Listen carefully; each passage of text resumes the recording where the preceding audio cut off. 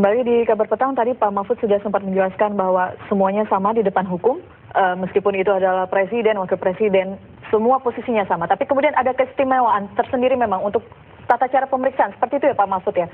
Mungkin bisa dijabarkan lebih lanjut. Saya kira tata cara kalau di dalam hukum acara tidak ada.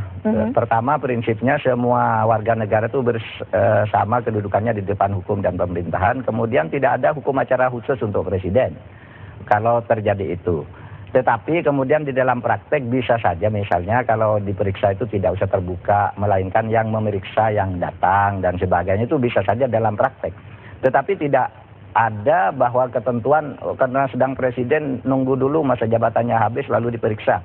Lalu kalau itu iya, lalu berbahaya kalau presidennya begitu dibiarkan padahal ada kasus gitu, itu bisa melakukan hal-hal yang tidak benar sampai habis masa jabatannya.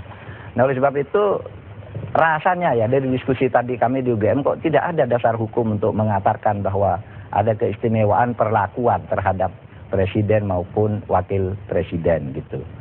Nah konteksnya dalam kasus Bank Senturi ini menurut saya KPK itu sudah kewalahan yang menurut saya ada dua hal sebabnya. Satu, ada tekanan politik yang begitu kuat untuk menyatakan bahwa misalnya si A itu harus dinyatakan bersalah, sementara dia tidak cukup kuat mempunyai bukti yang kuat untuk menghubungkan itu dengan misalnya dengan Pak Wakil Presiden. Nah oleh sebab itu menurut saya agar kegaduhan ini selesai gitu, maka ya sudah nyatakan aja kami tidak punya bukti yang cukup untuk mengaitkan ini. Kenapa sih kalau mengatakan gitu, daripada ini digoreng-goreng terus kita banyak kerjaan lain. Jadi masalahnya adalah bukti permulaan yang cukup, Pak Mahfud. Kita masih akan bertanya lebih lanjut ke Pak Mahfud, namun arus azan maghrib untuk wilayah DKI Jakarta dan sekitarnya usai kumandang azan maghrib, kami akan kembali lagi bersama Pak Mahfud dan juga Pak San Mustafa di sini.